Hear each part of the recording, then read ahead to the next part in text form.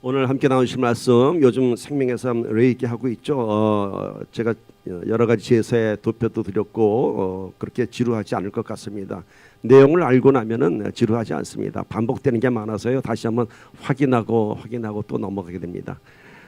근데 오늘은 레위기 10장 1절 2절 말씀으로 제목이 뭔가요? 오직 매뉴얼대로라는 제목으로 귀한 은혜와 도전 나누겠습니다.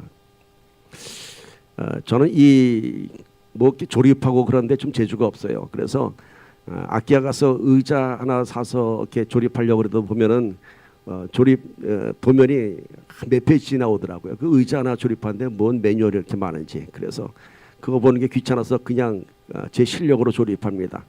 근데 그러고 나면 꼭 뭐가 하나 남아요. 부속이 꼭 뭐가 하나 남아요. 그건 뭘 의미하죠?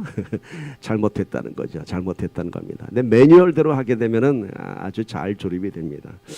자, 오늘 매뉴얼대로 어떤 말씀이 진행될지 뭐 대충 여러분들은 이제 짐작하실지 모르겠는데요. 레위기 1장에서부터 8장까지는 여러분 읽으신 대로 하나님께서 이스라엘의 제사에 대한 모든 규례를 말씀하십니다. 그래서 제사는 이렇게 드려라. 제사의 종류를 말씀하셨고 제사의 방법들을 말씀하셨고 또 제사에 바쳐질 제물들을 말씀하셨습니다.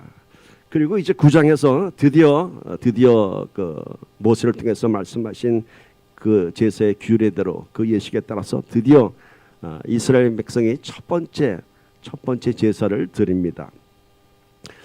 이것이 첫 번째 제사는 아닙니다. 제사는 언제 처음 드려졌을까요? 성경에 처음 기록된 제사는 가인과 아벨의 제사를 기억하시죠? 하나님께서 아벨의 제사는 받으시고 가인의 제사는 받지 않으셨다. 그래서 참 끔찍한 사건이 벌어지기도 하죠. 그러니까 그 전에는 개인적인 제사들이 드려졌었는데 패밀리의 제사가 드려지기도 했는데 이제 민족 공동체로서의 제사는 첫 번째 제사입니다. 그러니까 민족 공동체의 제사를 위해서 하나님께서는 지금까지 그 많은 규례들을 말씀하셨습니다. 그래서 이제 율법의 규례에 따라서 그 네 가지의 제사가 다 드려지죠.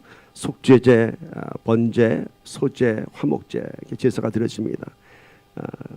좀 그 유심히 본 사람들은 왜 속건제는 이날 빠졌을까라고 생각하셨을 거예요. 속건제는 어떤 제사죠? 누구에게 피해를 입혔을 경우에 또 어떤 제사 드리는 성물에 대한 범죄가 있을 때 하는 것인데 오늘 이 민족 공동체의 제사는 이제 개인적인 제사보다는 이렇게 민족 공동체적인 제사이기 때문에 속건제 제사가 빠진 것 같습니다. 자, 이렇게 제사 첫 번째 제사를 준비하면서 모세가 이렇게 얘기합니다. 오늘 이 첫 번째 제사에 하나님의 영광이 나타날 것이다 선포합니다. 모세는 하나님께서 지금 제사에 대해 쭉 말씀하셨습니다. 그리고 이제 드디어 이스라엘 민족이 다 같이 공동체가 첫 번째 제사를 드리는데 하나님께서 나타나실 것이다. 다들 기다렸습니다. 레위기 9장 6절 보세요. 모세가 이르되 이는 여호와께서 너희에게 하라고 명령하신 것이니 이 제사는 하나님께서 너희에게 하라고 명령하신 것이니 여호와의 영광이 너희에게 나타나리라. 여호와의 영광이 너희에게 나타나리라. 여러분 이날의 장면을 한번 생각해 보세요. 이스라엘의 그 광야 수많은 장막 가운데서 이제 첫 번째 제사가 드려집니다. 제가 그림을 하나 준비했는데 보세요. 제 가운데 성막이 있죠. 가운데 성막이 있고 뒤에 불기둥이 있고 앞에 번제단에 지금 제물이 타고 있습니다. 그리고 성막 사방으로는 뭐가 있죠? 이스라엘의 각 진들이 있죠. 지파별로. 지금 앞에는 제사장들이 제사를 드리고 이 앞에는 백성들이 제물을 갖고 나오는 장면인데 사실 이 그림보다도 실제 이 제사에는 모든 이스라엘 회중이 다 나왔다고 합니다. 그러니까 어마어마한 장면입니다. 여기에 모든 정말 장정만 60만이 이 이스라엘 백성들이 이 성막죄를 꽉 둘러차서 지금 첫 번째 제사를 드리고 있습니다. 아주 놀라운 장면이죠. 아주 웅장한 장면입니다. 그리고 거룩한 제사는 진행되었습니다. 그리고 모세의 말대로 하나님의 영광이 나타났습니다. 레위기 9장 23절 24절 봅시다.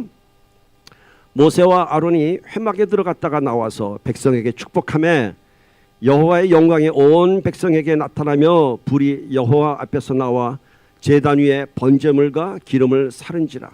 온 백성이 이를 보고 소리 지르며 엎드렸더라. 드디어 하나님의 영광이 나타났습니다. 뭘로 나타났죠? 하나님의 영광이 불로 나타나서 저 번제단 위에 태워지는 그 제물 위에 그 불이 덮었습니다. 그리고 그 번제물을 다 태웠습니다. 이것이 하나님께서 나타나신 겁니다. 그런데 앞에 보니까 우리가 하나 좀 짚고 넘어갑시다. 모세와 아론이 회막에 들어갔다 나와서 이렇게 기록합니다. 여러분들 성경 열심히 보신 분들은 아실 거예요. 성막과 회막이란 두 단어가 사용됩니다. 이게 뭐가 다를까 한번 생각해 보셨나요? 창세기 40장에서 처음 이 성막 지으라고 할 때는 지금 이 제사 지내는 그 성막이에요. 똑같은 거예요. 그러니까 성막과 회막은 같은 것입니다. 같은 것인데 부르는 것만 달라요. 근데 언제 성막이 되고 언제 회막이 되느냐, 그거를 구분하면은 조금 우리가 그 단어의 뜻을 알 수 있습니다. 같은 장소입니다. 그런데 제사를 드릴 때는 회막이라고 합니다. 회막. 그리고 제사를 드리지 않을 때 그냥 제사장들이 그 안에서 성소 안에 있을 때는 그냥 성막이라고 합니다. 즉 성막은 하나님의 임재가 있는 성소이고요, 회막은 하나님을 만나는 장소의 뜻입니다. 제사를 드린다고 하는 것은 하나님을 만나는 것입니다. 하나님의 영광이 백성들에게 나타났습니다. 그래서 이때는 성막이라고 안 그러고 회막이라고 그러죠. 자, 영어로 보면은 성막 나왔네요. 태버나클, 성소입니다. 그리고 회막은 the tent of meeting, 하나님과 만나는 장소입니다. 만나는 장소. 이와 같이 제사가 드려지지 않을 때는 성막이라고 하고 제사를 드릴 때는 회막이라고 합니다. 즉 회막이라고 할 때는 지금 번제단에 제물이 타고 하나님의 영광이 나타난 것입니다. 자, 이제 회막에서 모세와 아론이 그 제사를 드리고 나와서 백성을 축복했습니다. 이때 여호와의 불이 번제단 위에 모든 제물을 다 태웠습니다. 여러분, 번제단 위에 지금 뭐가 있나요? 그 각을 뜬 양과 송아지와 염소들이 있죠. 근데 이 여러분 바베큐 해보시면 아시겠지만은 고기를 다 태운다는 건 쉽지 않습니다. 그런데 이 번제단 위에 하나님의 불이 나타나면 깨끗이 태워집니다. 그래서 그것을 보고 하나님의 영광을 우리가 볼 수 있는 것입니다. 근데 그 불은 사람이 뗀 불이 아니에요. 그 지성소에서 나온 하나님의 영광의 불입니다. 그래서 하나님께서 그 제사를 받으셨다는 징표는 늘 제단 위에 불을 다 태우셨습니다. 하나님의 그 영광의 불로. 엘리야 선지자가 바알 선지자와 그 갈멜산에서 영적 전투를 할 때도 하나님의 불이 나타나서 번제단을 다 핥지 않으셨습니까? 핥았다고 표현합니다. 그건 뭐냐면 하나님께서 그 제사를 받으셨다라는 증거입니다. 자, 이때 모든 백성들이 어떻게 했나요? 이 하나님의 임재와 영광 앞에 다 소리를 지르며 엎드렸습니다. 그렇습니다. 하나님의 영광 앞에 어느 누구도 그것을 똑바로 쳐다볼 수 없습니다. 엎드려지고 울었다. 제가 지난주에 얘기했죠. 베세메스의 그 젖소들이 운 것은 새끼들을 두고 가는 애통하며 우는 것이 아니라 뭐라고요? 하나님의 임재 앞에서 흘리는 거룩한 눈물입니다. 이날 이스라엘 백성들도 이 하나님의 영광 앞에 엎드려서 울었습니다. 하나님께서 우리와 함께 하신다는 감격이었고요, 하나님의 실체를 보는 그런 경이로움이었습니다. 자, 놀라운 하나님의 영광이 드러났습니다. 그런데 이 감격, 이 하나님의 영광, 이 환희는 곧바로 더 큰 충격과 두려움과 비탄에 휩싸이게 됩니다. 여러분 아마 레위기 10장 읽으면서 조금 많이 이해를 못했을 거예요. 왜 하나님이 이러실까 하고. 그렇죠? 이날 첫 번째 제사를 드린 날, 하나님의 영광이 나타난 날 충격적인 사건이 나왔습니다. 무슨 일이 일어났죠? 오늘 본문 말씀이에요. 레위기 10장 1절에서 2절 봅시다. 아론의 아들 나답과 아비후가 각기 향로를 가져다가 여호와께서 명령하시지 아니하신 다른 불을 담아 여호와 앞에 분향하였더니 불이 여호와 앞에서 나와 그들을 삼키매 그들이 여호와 앞에서 죽은지라. 아론의 두 아들이 죽었어요. 어떻게 죽었다고? 하나님의 영광의 불이 나와서 그들을 삼켜버렸어요. 마치 번제단 위에 제물을 다 태운 것처럼. 그런데 뒤에 자세히 보면 아시겠지만은요, 이 아론의 두 아들이 그 하나님의 불에다 죽었는데 옷은 하나도 안 탔어요. 그 안에 몸뚱아리만. 근데 이게 보면은 불에 타 죽은 것이 아니라 여호와의 그냥 영광의 불에 그냥 숨을 거둔 거예요. 그래서 그 뒤에 보면은 옷을 입은 채로 끌고 나갔다 이렇게 나오죠. 그 죽은 두 아들이. 그러니까 불에 타서 번한 것이 아니라 하나님의 영광의 불로 죽은 것이에요. 자, 이날 이렇게 큰 비극이 일어났습니다. 그들이 죽은 이유가 뭐라고요? 다른 불로 분향하였다고 합니다. 한번 좀 그림 하나 봅시다. 지금 이거는 그 성소의 그림입니다. 앞에 번제단이 있죠. 그 앞에 물두멍이 있고 손을 씻는 물두멍이 있고요. 그 뒤에 있는 거기가 이제 성소고 저 안에 들어가면 성소와 지성소로 구분되어 있는데 지금 여기 제사장이 지금 불을 피우는 것이 여기가 분향단입니다.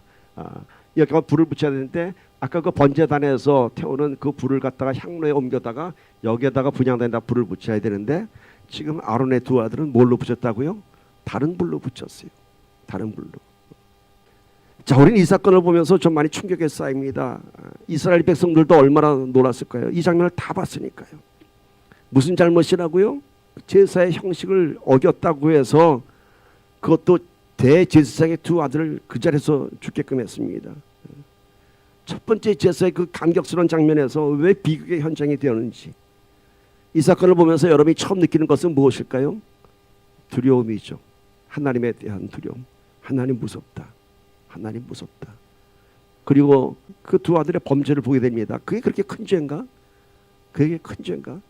그리고 회개할 기회도 없었고 경고도 없었고 그냥 그 자리에서 직결 심판을 받았어요. 너무도 무서운 하나님 아닌가? 다른 불로 제사를 드린 것이 뭐가 그렇게 큰 죄길래 이토록 무서운 심판을 받았을까? 한번 이 의미를 여러분과 함께 나눠보기를 원합니다. 저는 오늘 레위기 10장 통해서 네 가지의 메시지를 전할 텐데요. 첫 번째는 이 다른 불의 의미입니다. 다른 불. 다른 불을 영어 성경에 뭐라고 번역했냐면요. strange fire. 또 NIV 버전에서는 unauthorized fire. 뭔가요? 인정받지 못하는 불이에요. strange fire. 이상한 불, 그러니까 엉뚱한 불을 갖고 온 거예요. 그런데 하나님께서 명령하신 불은 뭐라고요? 번제단에서 갖고 오는 불이에요. 근데 그 불은 무슨 불이라고요? The sacrificed fire예요.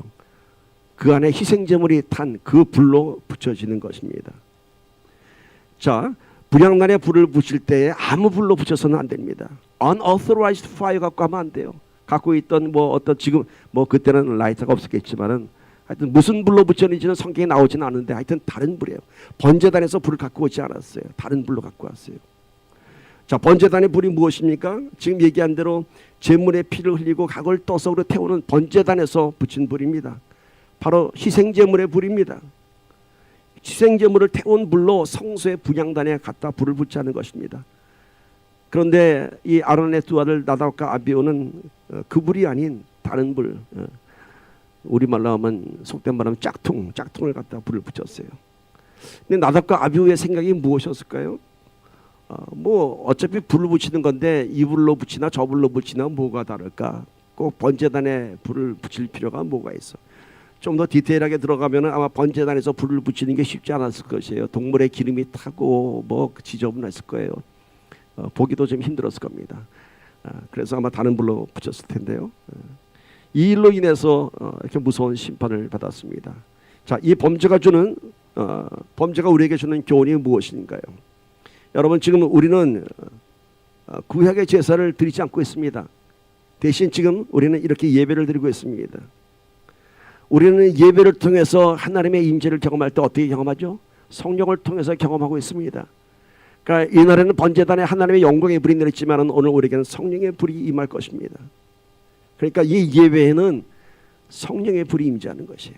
그런데 성령의 불이 아닌 다른 불로 예배를 드린다면, 다른 불로 우리가 말하는 예배의 통로가 된다면 그것은 무서운 범죄인 것입니다. 무서운 범죄.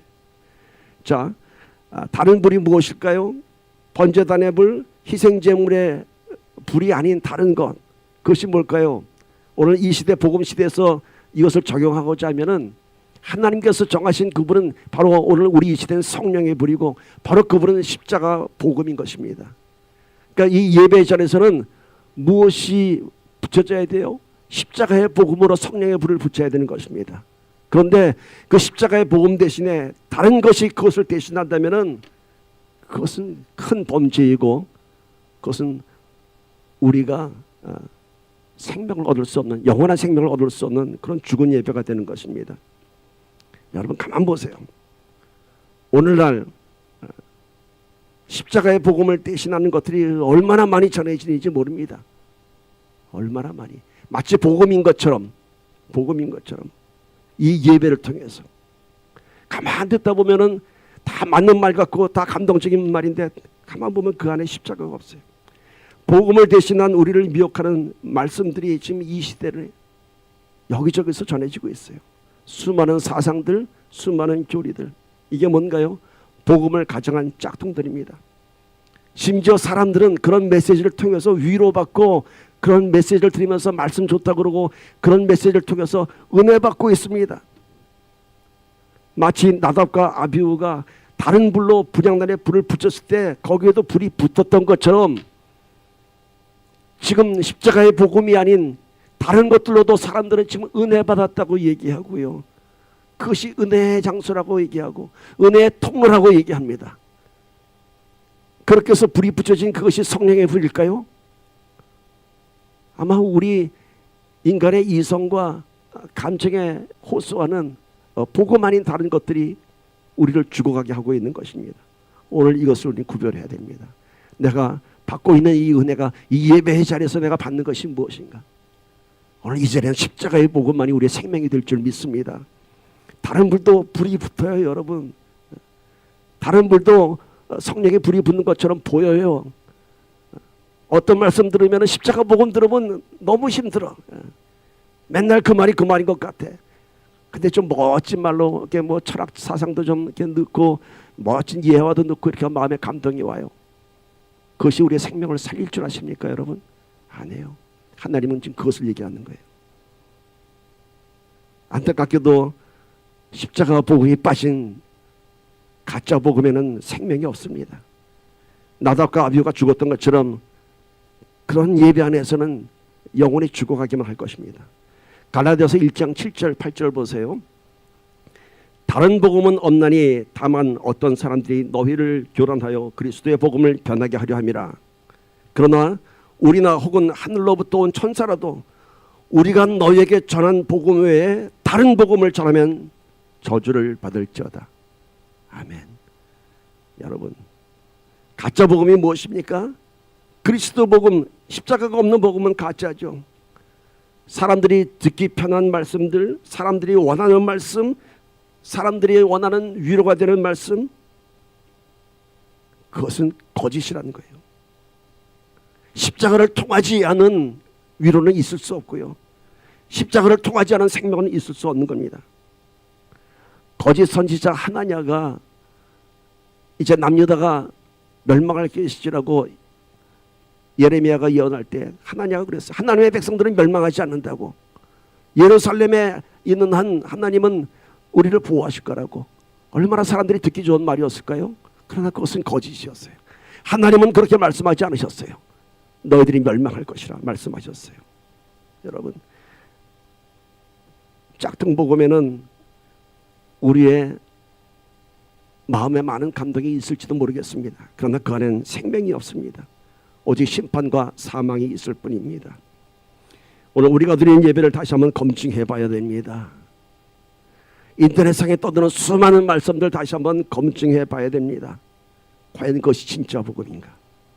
그리고 내 신앙도 한번 돌아봅시다. 과연 나의 신앙의 중심에 십자가가 있는가? 오직 나만을 위한 복음에 충성하고 있지 않은가? 성령의 불로 뜨거워졌는데 십자가는 빠지고 나의 열정만이 불타고 있지 않은가? 오늘 우리 이 예배에 십자가의 사랑이 전해지고 성령의 불이 타오기를 간절히 소망합니다. 하나님의 영광만이 가득하기를 간절히 소망합니다. 자, 이제 두 번째입니다. 하나님의 예배는 오직 경외함으로 드려야 됩니다. 10장 뒤에 보면요, 다시 한번 우리의 고개를 갸우뚱하게 하는 사건이 있습니다. 아론에게는 4명의 아들이 있었습니다. 이제 나답과 아비후는 죽고 셋째 넷째 아들이 있습니다. 근데 이 아들도 제사장 가문이기 때문에 제사장 직분으로 이날 같이 제사를 드렸습니다. 그런데 이 남은 두 아들이 또 제사의 규례를 어기는 것을 볼 수 있습니다. 레위기 10장 보세요. 또 두 아들이 또 범죄했어요. 어떤 범죄를 저질렀느냐? 여러분 레위 제사의 그 예식을 보시면 아시겠지만은 다 제사마다 드리는 방법이 다르고 제물을 어떻게 처리할 것인가가 다 다릅니다. 어떤 것은 다 제사 드린 다음에 제사장들이 먹어야 할 제물이 있고 버려야 할 제물이 있고 태워야 할 제물들이 있습니다. 그런데 모세가 지금 아론의 남은 두 아들들에게 지금 제사 드리고 남은 제물들에 대한 규례를 다시 한번 이렇게 확인합니다. 그러면서 소제를 드리고 남은 곡식, 소제는 곡식으로 드리는 거죠. 그 곡식과 화목 제물을 드리고 남은 제물의 가슴과 뒷다리는 어떻게 하라고요? 제사장들의 몫이니까 너희가 거룩한 곳에서 먹으라 그랬습니다. 그러면서 모세가 확인하기 위해서 지금 방금 속죄제를 드린 염소를 좀 갖고 와봐라 그럽니다. 그러니까 두 아들이 뭐라 그러죠? 다 태웠습니다. 다 태웠습니다. 이때 아론의 마음이 어땠을까? 오 마이 갓, 얘네들도 죽어야 하나? 레위기 10장 16절 18절 보세요. 모세가 속죄제 드린 염소를 찾은 즉 이미 불살랐는지라 그가 아론의 남은 아들 엘르아살과 이다말에게 노하여 이르되 이 속죄제물은 지극히 거룩하거늘 너희가 어찌하여 거룩한 곳에서 먹지 아니하였느냐? 이는 너희로 회중의 죄를 담당하여 그들을 위하여 여호와 앞에 속죄하게 하려고 너희에게 주신 것이니라. 그 피는 성소에 들어오지 아니한 것이었으니 이 제물은 지금 피를 흘리지 않은 제물입니다. 그래서 먹을 수 있었습니다. 그 제물은 너희가 내가 명령한 대로 거룩한 곳에서 먹었어야 했을 것이니라. 그리고 모세의 책망이 이어집니다. 너희가 어찌하여 그것을 먹지 않았냐? 거룩한 제물인데 너희가 그것을 먹어야 회중들의 죄를 너희가 담당할 텐데 어찌 먹지 아니하고 태웠느냐? 아론이 얼마나 놀랐을까? 얼마나 놀랐을까? 이미 두 아들을 잃었는데 또 제사의 잘못을 저지른 두 아들의 범죄가 들춰졌습니다. 또 죽어야 되는가? 아론이 어떻게 얘기했나 봅시다. 레위기 10장 19절 20절 보세요. 아론이 모세에게 이르되 오늘 그들이 그 속죄제와 번제제를 여호와께 드렸어도 이런 일이 내게 임하였거늘. 이게 뭔가요? 우리 아들들이 속죄제와 번제를 다 여호와께 드렸는데도 두 아들이 죽지 않았습니까? 그런데 오늘 내가 속죄제물을 먹었더라면은 여호와께서 어찌 좋게 여기셨으리요? 모세가 그 말을 듣고 좋게 여겼더라. 이게 무슨 뜻인가요? 지금 아론이 얘기합니다. 속죄제와 번제를 다 드렸는데도 그 작은 실수 하나로 두 아들이 죽었는데 그리고 나서 우리가 이 속죄제물을 뭐가 마음이 편해서 또 먹겠습니까? 또 우리가 얼마나 하나님이 두렵습니까? 행여나 이거라도 또 먹었다가 또 죽을까 봐 그래서 차라리 번제에다 태웠습니다. 이겁니다. 그랬더니 모세가 어떻게 해요? 그 말을 듣고 좋게 여겼더라. 이게 뭔가요? 지금 모세는 그 아들들의 이 실수에 대해서 그 실수의 의미를 이해한 거예요. 나답과 아비오는 뭐죠? 고의적인 범죄예요. 다른 불로 자기네들이 알면서 갖다 분향단에 불을 옮겼어요. 근데 이 두 아들은 뭔가요? 이 속죄제물을 먹었다가 또 하나님께 책망받을까 봐, 이 속죄제물을 먹었다가 또 죽을까 봐. 누가 두려워서? 하나님이 두려워서. 그러니까 인간적인 마음에 먹는 것보다는 안 먹는 게 좀 그래도 보기에 좀 덜 뻔뻔한 것 같아서 태웠던 거예요. 자, 이 앞에 두 아들의 죽음과 이 두 아들은 뭐가 다를까요? 뭐가 달라서 앞에 두 아들은 나답과 아비오는 죽었고 이 엘라살과 이다만은 용서를 받았을까요? 바로 경외하는 마음이었어요. 나답과 아비오는 하나님을 경외하는 마음이 없었어요. 두려워하는 마음이 없었어요. 그래서 그들 마음대로, 그들 생각대로, 그들 편한 대로 다른 불로 분향단에 불을 붙였습니다. 그리고 뒤에 말씀 보니까 이 나답과 아비후가 왜 다른 불로 불을 붙였는지 좀 추측할 수 있는 장면이 나옵니다. 아마도 그들은 술에 취했던 것 같습니다. 술에 취해서 술 기운에, 자, 술 취하면 뭐가 되죠? 뭐 다 귀찮고 배짱도 두둑해집니다. 거룩한 제사의 형식을 무시하고 자신들의 생각대로 다른 불로 향단에 불을 붙인 것 같습니다. 레위기 10장 9절 보세요. 너와 내 자손들이 회막에 들어갈 때에는 포도주나 독주를 마시지 말라. 그리하여 너희 죽음을 면하라. 이는 너희 대대로 지킬 영영한 규례라. 나답과 아비후가 죽고 나서 모세가 다시 한번 주의사항 준 게 뭐냐면은 너희 제사장들은 포도주와 독주를 마시지 말라. 회막에 들어갈 때는 또 이들처럼 죽을지 모르노라. 이 두 아들이 아마 이 포도주와 독주를 먹고 술이 얼큰하게 취한 김에 그렇게 제사를 자기들 마음대로 드렸던 것 같습니다.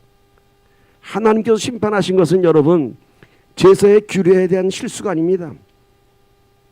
나답과 아비후가 죽은 것은 다른 불로 드린 그런 실수가 아니라 하나님 보신 것은 범죄예요. 근데 그 범죄의 배경이 뭐냐? 하나님에 대한 경외함이 없었던 것이에요. 거룩함에 대한 구별 없이 자기들 마음대로 드린 것이고, 더군다나 그들은 평민도 아닌 제사장이었음에도 불구하고 하나님에 대한 경외함이 없었던 것입니다. 하나님은 제사의 규례에 대해서 매우 엄격하셨습니다. 매우 엄격하셨습니다. 왜냐하면 제사의 규례 자체가 하나님에 대한 경외함이었거든요. 사울왕이 사무엘 제사장이 안 온다고 자기가 먼저 제사 드렸다가 하나님께 버림받은 왕이 되지 않았습니까?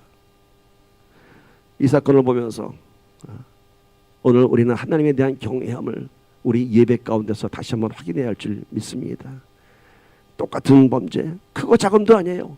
그 밑바닥에 뭐가 있냐? 하나님을 경외하면서 했던 실수는 하나님이 용서해 주셨어요. 모세가 오히려 좋게 생각했어요.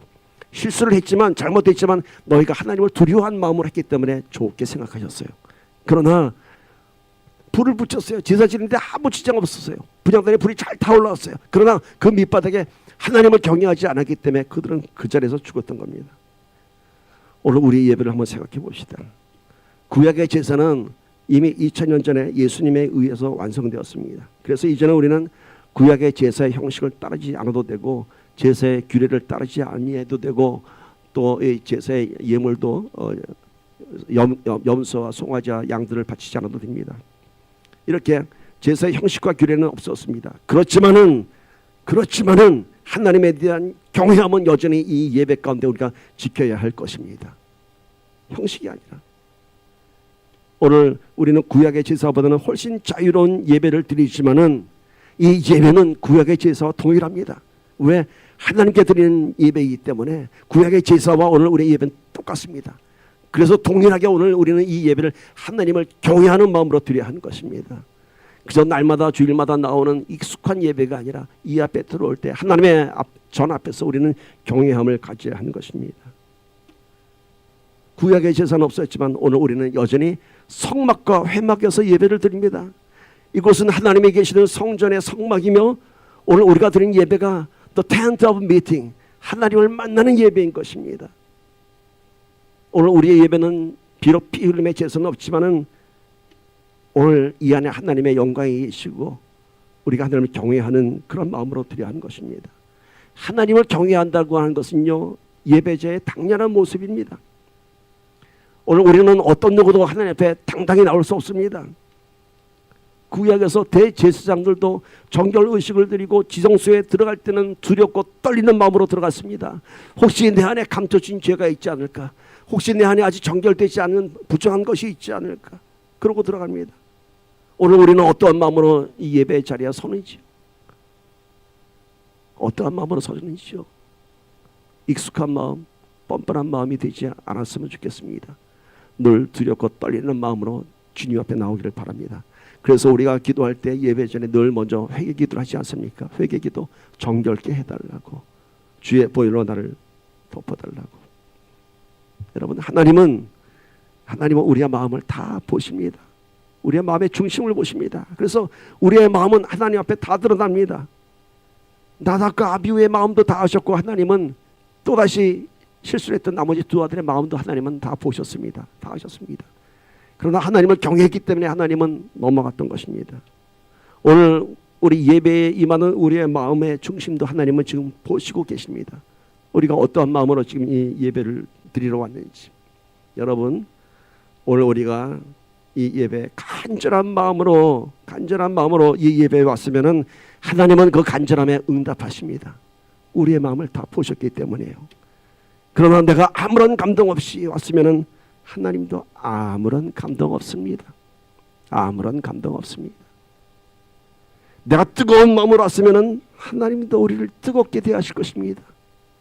뜨거운 마음으로 온 자에게 뜨거운 성령의 불이 내릴 줄 믿습니다. 여러분, 받으시는 예배와 하나님 받지 않으시는 예배가 있다는 것을 아십니까? 받으시는 예배가 있고 받지 않으시는 예배가 있어요. 왜 받지 않으실까? 뭐 받을 게 있어야 받죠. 받을 게 있어요. 우리가 예배에 나왔지만 하나님께 드리는 것이 없기 때문에, 이것은 뭐 드려야 되는 물질을 얘기하는 것이 아닙니다. 우리의 마음에 드려지는 것이 없기 때문에 하나님도 역시 우리한테 받을 게 없어요. 받을 게 없어요. 죽은 예배이죠. 하나님은 예배의 형식을 보지 않으시고, 예배의 크기를 보지 않으시고, 얼마나 많은 사람이 모였느냐 그거 보지 않으시고, 얼마나 좋은 시설에서 예배를 드리냐 그거 보지 않으시고, 오직 예배의 중심을 보시는 분이십니다. 로마서 12장 1절 보세요. 그러므로 형제들아, 내가 하나님의 모든 자비하심으로 너희를 권하노니 너희 몸을 하나님이 기뻐하시는 거룩한 산 제물로 드리라. 이는 너희가 드릴 영적 예배니라. 거룩한 산 제물, 우리 안에 하나님께 드려져야 할 우리의 고백이 있어야 하는 것입니다. 간절한 마음, 뜨거운 마음, 아버지 앞에 부끄러운 마음, 내 상한 심령, 이런 것들이 산 제물입니다. 오늘 우린 그러죠. 나는 죄가 많은데 내가 어떻게 거룩한 산 제물이 될 수 있을까요?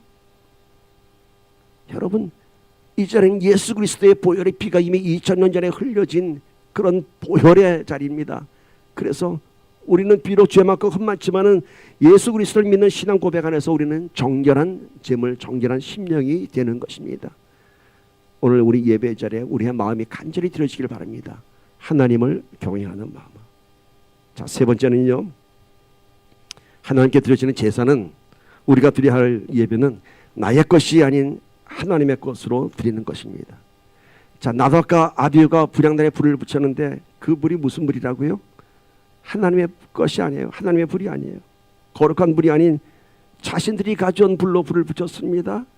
이게 뭔가요? 내가 편한 불, 내 거 갖다 붙였어요. 내 거, 내 주머니에 있는 라이터 갖다 붙였어요.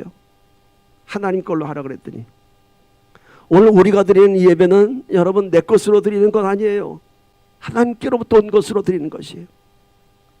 오늘 우리가 드리는 예물도 내 것 같죠? 아니요, 내 것이 아닙니다. 하나님께서 주신 것입니다. 그래서 예물을 드릴 때도 내 마음이 나의 것을 드리는 인색한 마음이 아니라 하나님께서 나에게 주셨음을 증거하며 그 고백 안에서 감사와 믿음의 예물을 드리는 것입니다. 오늘 우리 안에 드려지는 마음의 고백들, 우리 마음으로 하나님께 거룩한 것을 드릴 수가 없어요.